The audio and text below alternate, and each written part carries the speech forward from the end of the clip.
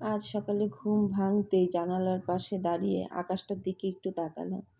নীল আকাশের হালকা রোদ যেন নতুন দিনের এক ডাক। মনে হলো আজকের দিনটা বেশ ভালোই কাটবে। কেমন আছো তোমরা? আশা করি সকলে খুব ভালো আছো। আমিও বেশ ভালোই আছি। তো সমস্ত কিছু ওপরে কাজ সেরে চলে গেলাম নিচে।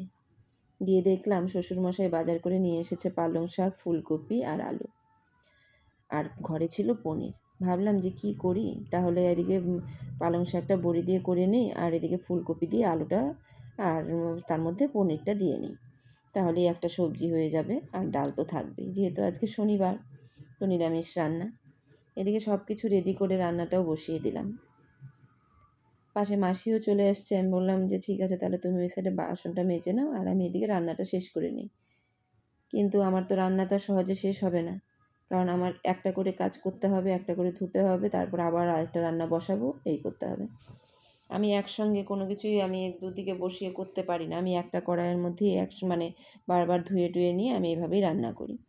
আর আরেকটা অভ্যাস হলো, আমি গ্যাস চারপাশে না মুছে রান্না করতে পারি না। তো আমি যতবারই একটা করে কিছু বসাবো, ততবারই আমি চারপাশ মুছবো আর রান্না করব। তো এদিকে ফুলকপি টুলকপি কেটে নিয়ে ভালো করে মশলা টশলা সব কিছু রেডি করে নিয়েছিলাম। তো এদিকে আমি আস্তে আস্তে ধীরে ধীরে রান্নাটাও বসিয়ে দিলাম।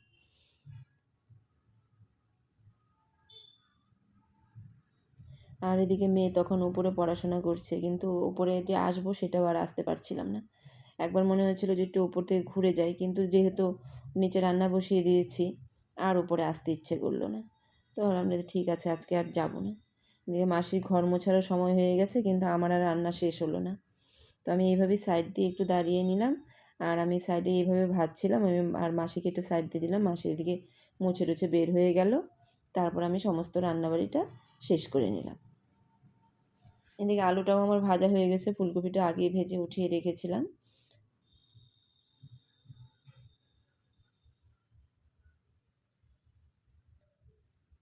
মশলা টশলা দিয়ে এখন পনিরটাকেও আমি এদিকে কষিয়ে নিলাম। আলুটার সঙ্গে একসঙ্গে পনিরটা দিয়ে দিলাম, তার উপরে মশলাটা দিয়ে একদম কষিয়ে নিলাম।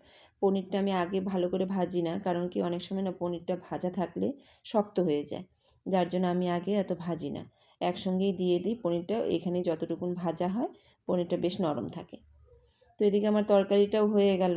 এদিকে গল্প করতে করতে আমার তরকারিটাও হয়ে গেল। তো এদিকে তরকারিটা নামিয়ে নিয়ে আমি ভাবলাম যে একটু ওপরে আসি। তখনও আমার সেই ওপরে আসার হলো না। তারপর দুপুর হয়ে গেল, যে খাবারটা শেষ করেই আমি ওপরে আসবো। তো সবাই আমরা এখানে খেতে বসে যাব। তো আমি এখানে ভাতটা বেড়ে নিলাম, আর সবাইকে ডাকছি যে চলে আসো, খাবারটা দিয়ে দিই। তো ওরা এদিকে চলে আসবে, আমি এদিকে ভাতটা রেডি করে একদম টেবিলে দিয়ে দিয়েছি।